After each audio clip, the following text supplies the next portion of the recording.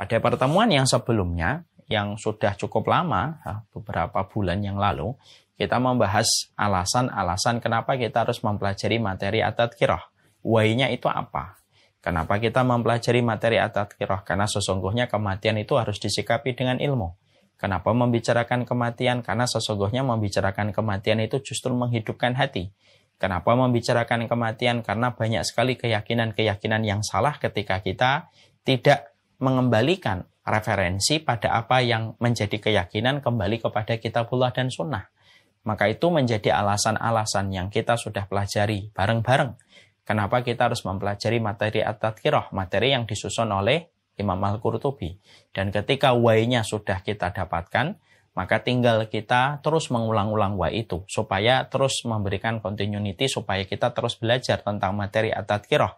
Karena kita semuanya berhajat kepada materi ini.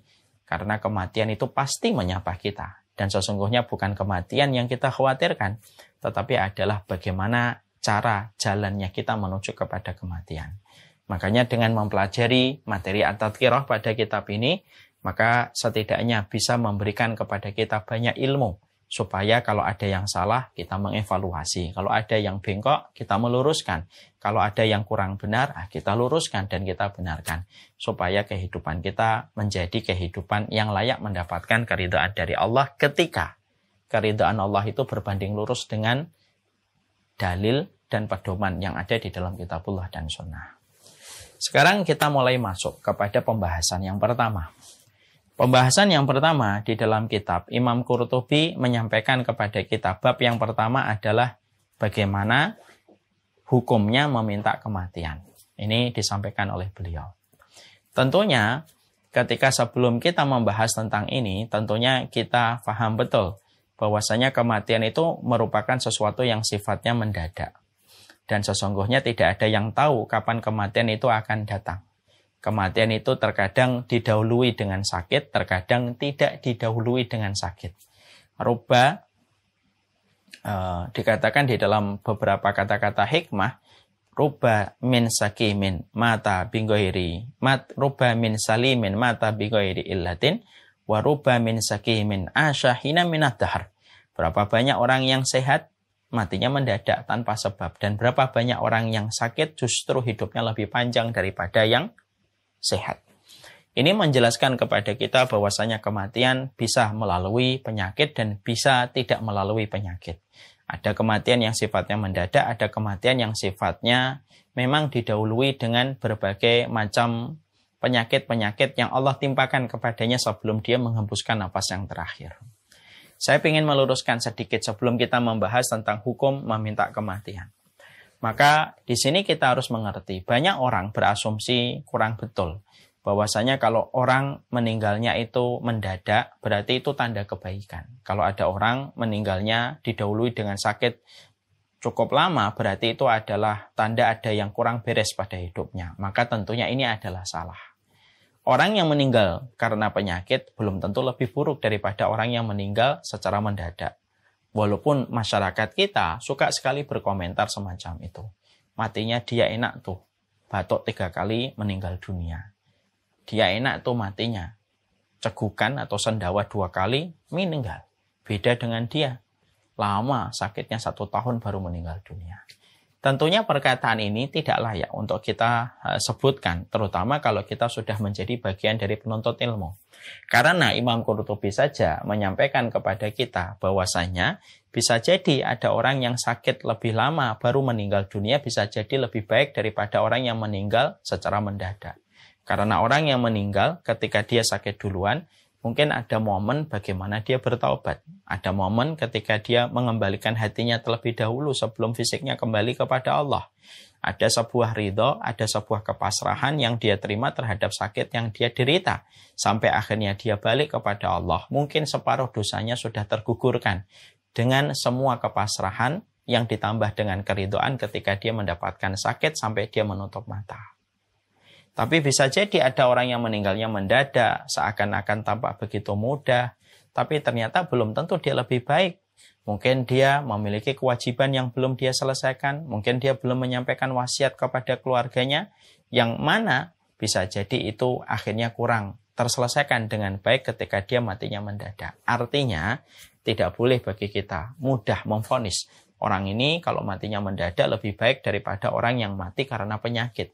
Karena memang kita harus paham.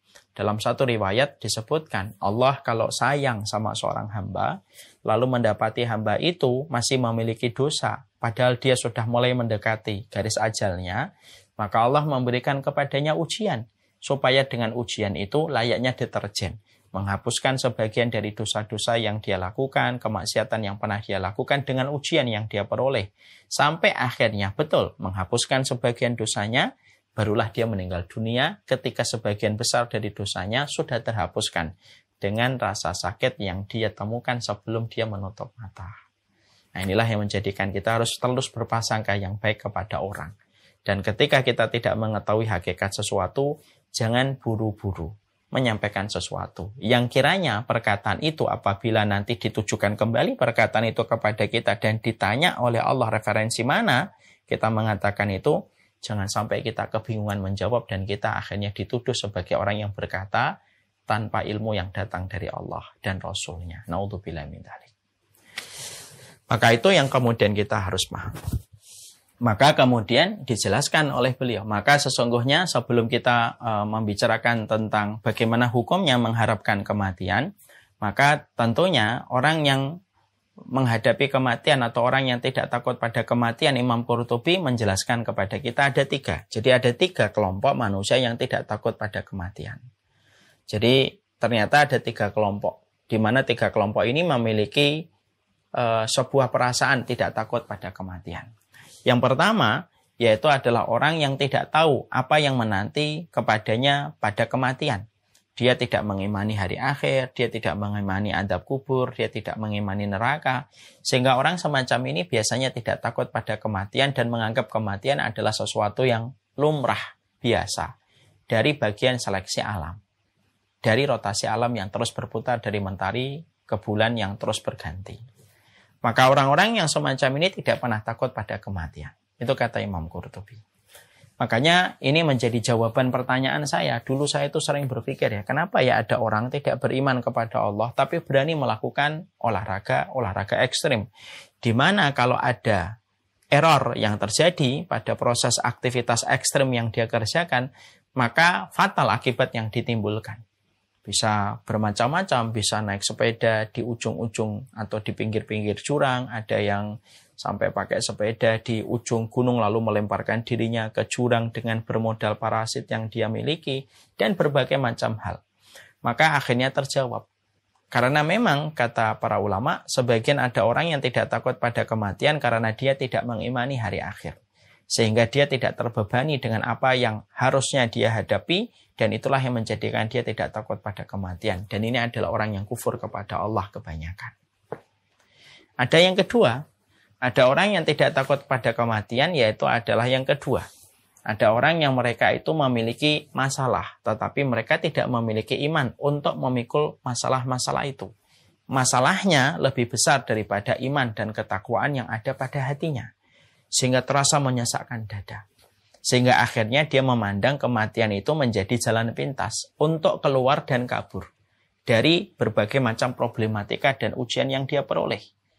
Lalu dia menganggap mati lebih baik daripada dikejar utang, mati lebih baik daripada putus cinta, mati lebih baik daripada dia terus berada pada kemiskinan, mati lebih baik daripada dia di PHK.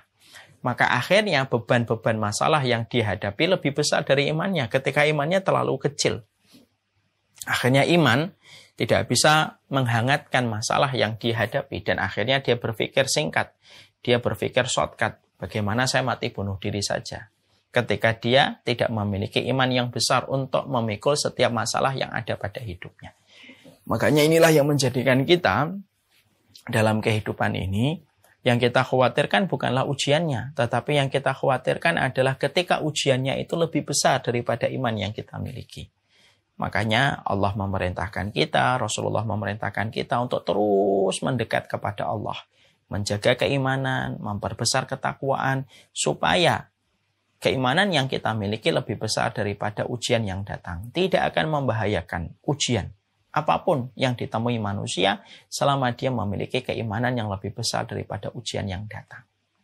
Nah, makanya ada yang kedua, orang yang imannya kecil, masalahnya besar, menghimpit dadanya, dan menjadikan dia gelap mata, dan akhirnya dia tidak takut mati.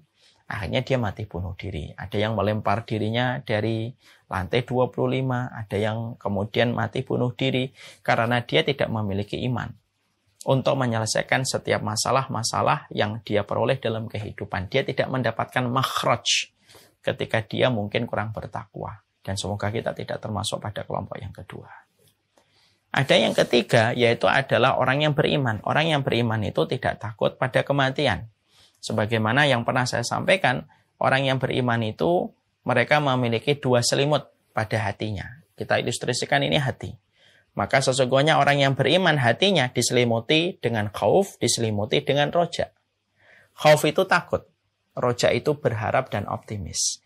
Kadang-kadang dia takut melihat kematian. Dia melihat ujung kematian itu terkadang takut. Terlebih ketika mendapati ada orang yang dia kenal meninggal dunia. Dia takut karena dia teringat dosanya, teringat kemaksiatannya, yang dia kerjakan, dia lakukan, dan banyak perkara-perkara yang mungkin dia terjang ketika dia dulunya di waktu muda melakukan perkara yang sia-sia. Kadang-kadang takut muncul. Tapi ketakutan itu tidak pernah mendominasi hatinya. Terkadang rojanya yang besar. Roja itu dia berharap bahwasanya kematian itu tetap dia pandang sesuatu yang menyenangkan. Karena dia akan kembali kepada Allah. Zat yang sangat mencintai kita lebih besar daripada ibu mencintai kita.